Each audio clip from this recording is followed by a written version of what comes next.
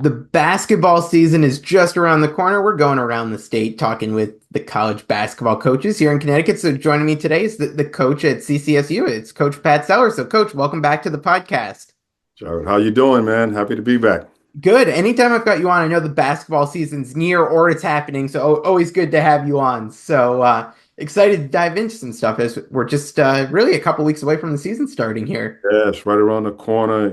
Like I was saying before, we just need to play somebody new. We've been battling each other for the last, 5 weeks of summer, and then now with our preseason, and then the start of practice. So it's time to see somebody new. Yeah. So before we dive into what's to come this season, I want to start by looking back just a little bit last year.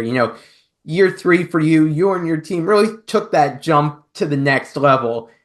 Tell me a little bit about the growth you've seen in this central program since you took over to where it is right now heading into this season.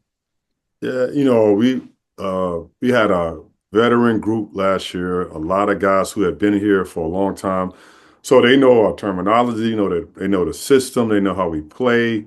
We recruit, we make a good effort to recruit great character guys. So we had a lot of Mhm. good guys. So they really contribute to the culture. So just bringing in the work in every day and putting it all together. We added, Jordan Jones and Alan Jean Rose were two huge pieces for us that fit who we are as culture and fit who we are as a team. And they just fit in seamlessly with us last year. So it just added to the program and added to who we are. And it ended up being a really good season because, with us, defense is first, and our defense and rebounding shot up because we were so connected and we were older. Yeah. So looking at last year, obviously see the success in the NEC. You guys are the one seed taking home that regular season success there. What do you think are the next steps for your program to kind of make that next jump for where you're looking to see this team go? Yeah, the next step is obviously to get back to the level that we defended and rebounded. I feel good about the way we play offense. We really move the ball, we share the ball. I think good things are happening for us on the offensive end, but the next step is every day getting better and better on that defensive end and rebounding the basketball. And then obviously, if we have a season like we had in the regular season, we'll be in a good place. But in this league, it's a one bid league, so it's those 3 days of March. So you have to bring it, all 3 days, and we didn't do a good job handling it. And it was part of it was the pressure, and I think it was we put it on ourselves. We just if we defended and rebounded like we did all throughout the year, you always give yourself a chance to win games. And we got down to that semifinal game. I don't think we handled it, and that starts with me. We didn't handle it well. And that's a step we have to take. We have to continue to work, continue to get better, and then be prepared for those 3 days in March. Yeah. So as we look to this season, obviously you guys have had summer workouts, preseason practice now. What have you seen out of this group that you've got on your team this year?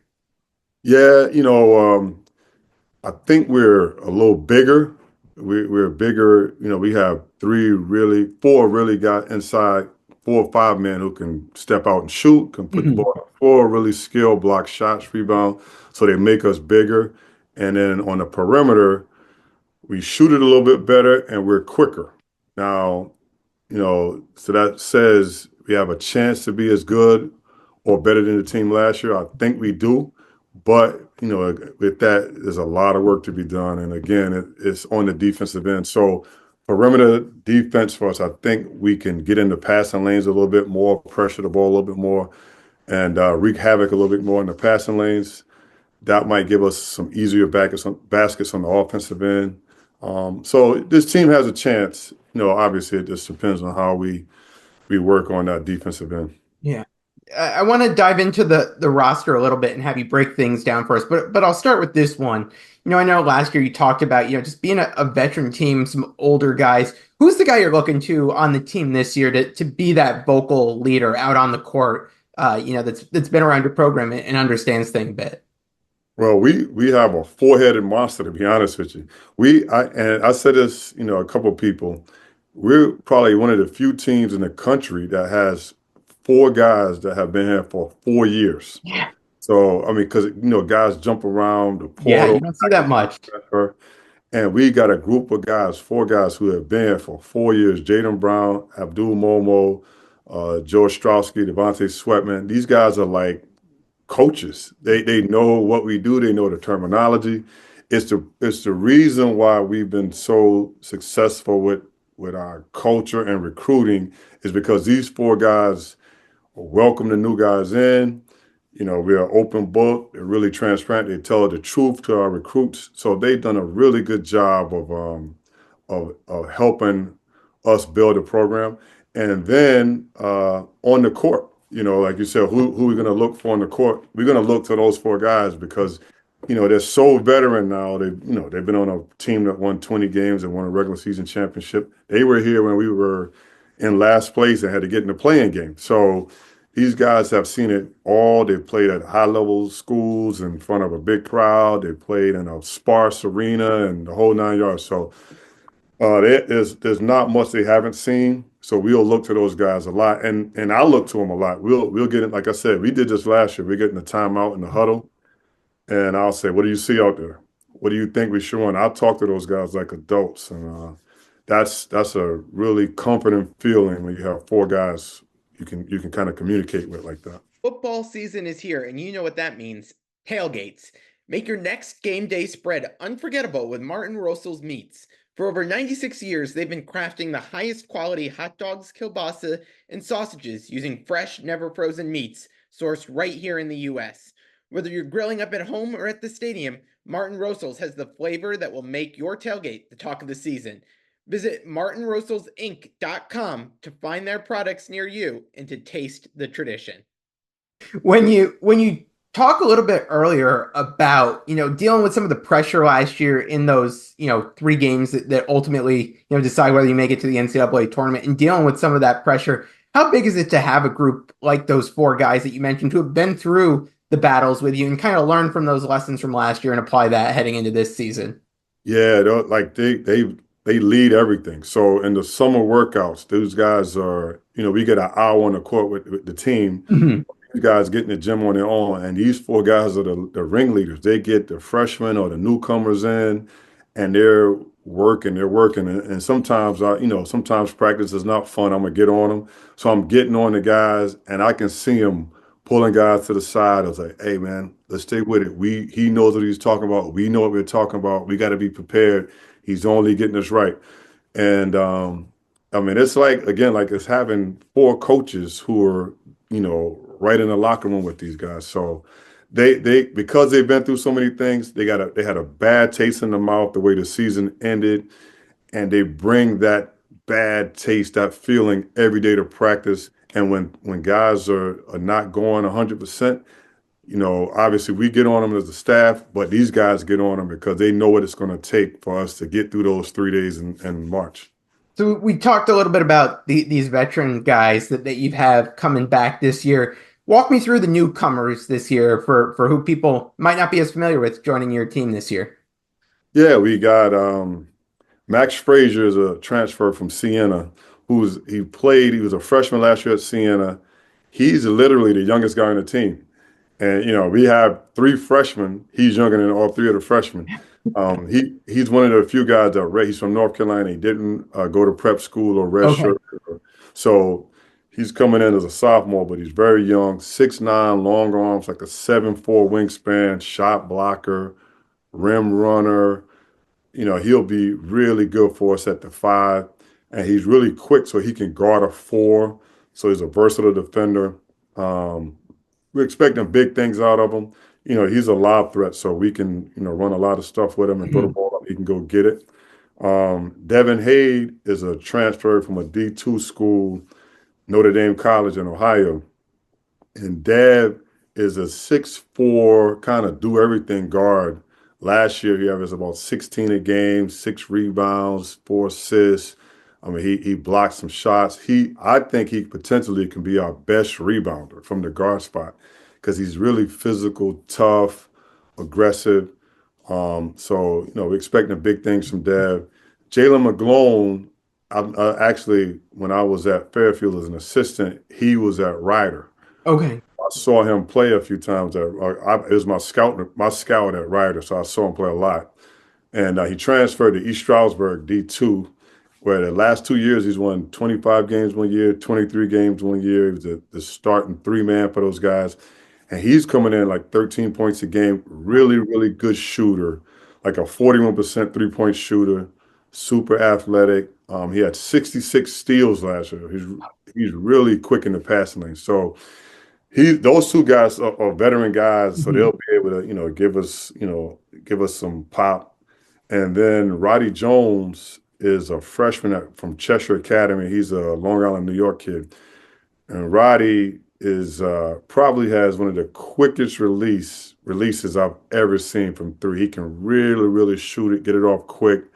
6'1", 6'2" ish, but can really shoot the ball. So he'll stretch the floor for us, do some really good things for us. We have a kid, Adam Fox, who's from DC, who was at from DeMatha in DC, Mhm. went to Brewster Academy, 6'5", athletic. He can shoot it a little bit too. So he's going to give us some minutes. And then James Jones is a New Britain kid. We got a kid from New Britain who went to East Catholic, won 2 state championships at East Catholic. I love when we first got the job here. He was one of the first players that we got here on a visit, Yeah. and we followed him. He went to Worcester Academy last year. He's a 6'5" point forward, has a very, very high basketball IQ. He's almost like Jaden Brown. Jaden Brown, Yep. I always said was like our best IQ guy. He's like Jaden Brown, but he's like a point forward. He can dribble it up. He can get us an offense. He's smart. And then he's emerged as a really, really good rebounder. So when he rebounds the ball, it allows us to get out in transition because he can just take it up himself. So, we really like James. I think he's going to be a good defender for us. So we're hoping these newcomers to give us more depth. Absolutely. Yeah, I heard you mention the word athletic a lot there, so I'm excited to see what those guys are able to do on the court there. Yeah, yeah, we got some good athletes here. Looking at your schedule a little bit, I mean, I've got to give you credit for the non-conference schedule you put together because you just go up and down that non-conference schedule, and I don't think there's an easy opponent there. I mean, starting things with Providence and St. Joe's isn't the easiest way to kick off a season. What are you hoping to get out of your team through this tough non-conference schedule you put together? Yeah, I mean it's tough, and obviously, like you said, open up with Providence, a Big East opponent, and St. Joe's. Both of those teams are going to be really good this year. Yeah, So we getting out of the gate, with some tough opponents. It's going to only toughen us up. Again, with the four veteran guys who've been here, they've seen it all. So those guys can get in the locker room. We can do our thing in the locker room, but they get in the locker room one on one or with just the team, and they can really coach our guys through those tough times and hard times. And last year we had a pretty tough schedule in non-conference too, and we ended up going up to UMass Lowell with a 20-game home winning streak. We beat those guys. We beat Fordham at yeah, Fordham. So we had some really good non-conference wins. Army was a good win for us. So, and it was again with the older guys. So I'm hoping the four the four vets, along with all the guys who are back, they've been through it before. We'll be able to get stronger and better as we go through the non-conference. yeah. And I got to note you play three other Connecticut teams. You got Sacred Heart, Fairfield, and Quinnipiac on there. So I like the in-state matchups there. Yeah, yeah. Those guys, I'm good friends with Chris Casey and Anthony Latina. We all work together at Central Connecticut at Yeah. the same time. So it's like we call it the Howie Dickerman Bowl. So we got I like it. I like it. You get some bragging rights Yeah, up yeah, your yeah, stakes yeah. there. So it'll be fun. I mean, all three of the team. We had the coaches versus cancer breakfast Yup. this week with Coach Greenberg, and Coach gets up and talk, and everybody in Connecticut, all the D1 schools in Connecticut had great years.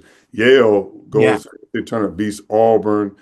Quinnipiac won the league for the MAC. Fairfield won, I think, 23, 24 games. Obviously, UConn's Yeah. UConn, back-to-back national champs. So we had so much success in the state. So it's going to be a rivalry, just going Yeah. against Connecticut teams. So it's good for the fans, and obviously it's good for us because we push each other. No. So it's a great time to be a college basketball fan here in Connecticut. So Coach, I really appreciate you taking a few minutes to come on here in the preseason as we get ready to kick off the season soon. And we'll have you back on during the season. We'll catch up at at some point after non-conferences. You get ready for NEC play. And we'll have a lot to talk about there this year because I know the NEC is going to look a little bit different. So we could dive into that a little bit more later into the season. Right, right, right. Sounds good. Sounds good, Jared. I appreciate it. You got it.